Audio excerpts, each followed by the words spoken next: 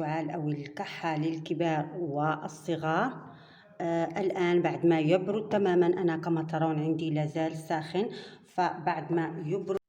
السلام عليكم ورحمة الله تعالى وبركاته أخواتي الغاليات، أتمنى تكونوا بألف ألف خير وصحة وعافية إن شاء الله. اليوم إن شاء الله حنحضر معا أروع شراب للسعال أو الكحة. نعم، بيعالج لك الكحة سواء للصغار أو الكبار. راح يعشق الصغار قبل الكبار لأنه مذاقه لذيذ أو حلو المذاق، ويعني ما بتلاقي صعوبة انك تعطيه للاطفال الصغار، بالعكس راح يعجبهم اكثر وراح يفيدهم للكحة. مفيد جدا باعشاب كما ترون. عندي هنا اروع اعشاب حنحضر بها هذا السعال العجيب. عندي هنا اوراق الغار يعني عجيبة للجهاز التنفسي او للكحة. عندي كذلك المرامية، وحضيف مكون اخر اعشقه لوحده، يعني بيعطي نتائج مذهلة وما بستغني عنه أبدا أبدا في يعني لما بيدخل فصل الشتاء. المهم حبيباتي، لتحضير هذا الشراب السحري سنحتاج إلى إناء، وسنحتاج إلى السكر.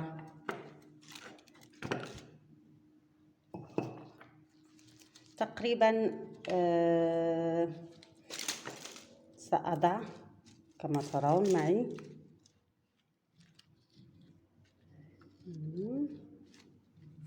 سأضع كوب تقريبا كبير من السكر.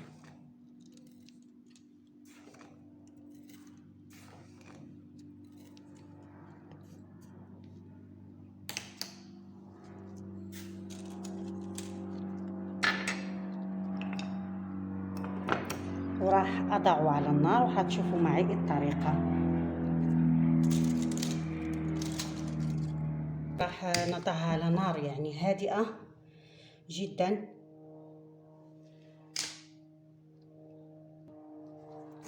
ونقوم بتحريك السكر.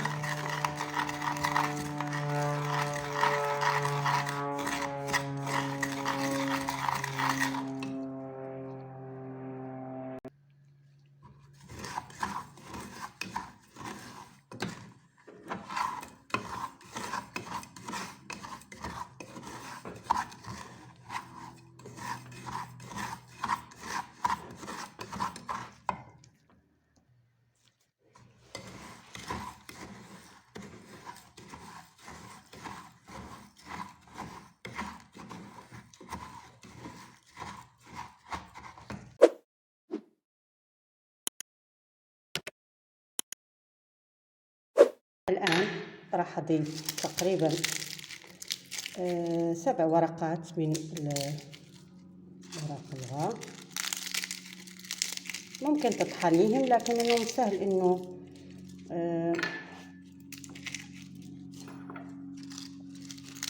إنك تهرسيهم بالإيد يعني، فيعني ما بتحتاجي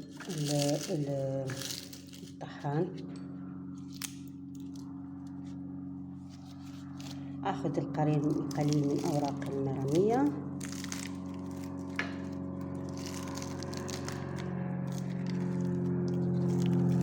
قليل تقريبا يعني ملعقة كبيرة من الأوراق.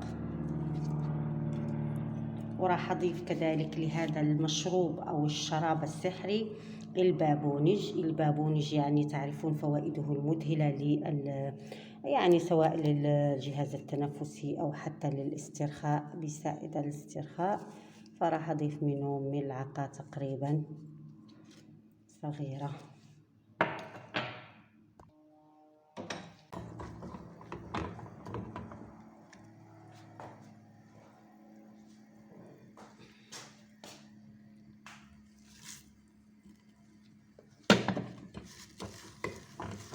وراح أضيف كوب من الماء الدافئ.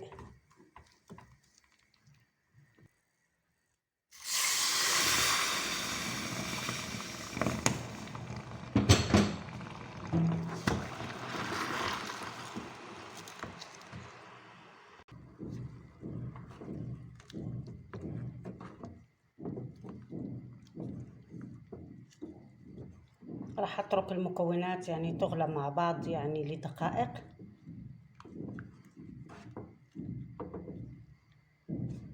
وراح اضيف المكون الأخير في هذا الشراب السحري الرائع.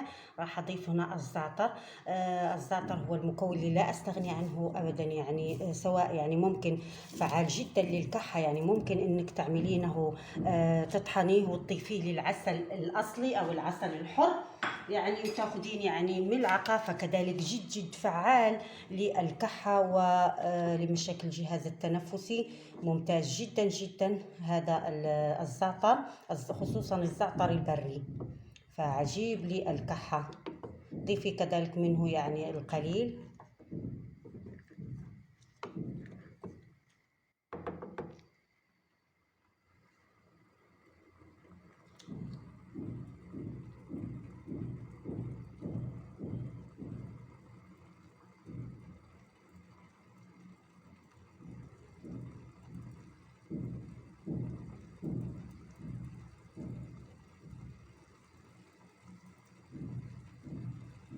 والآن بعد ما تغلى هذه الأعشاب جيدا راح نغطيها ونتركها حتى تبرد.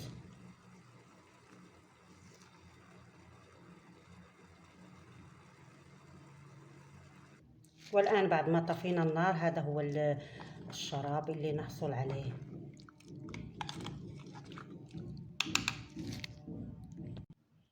وهذا هو الشراب السحري للسعال أو الكحة للكبار والصغار.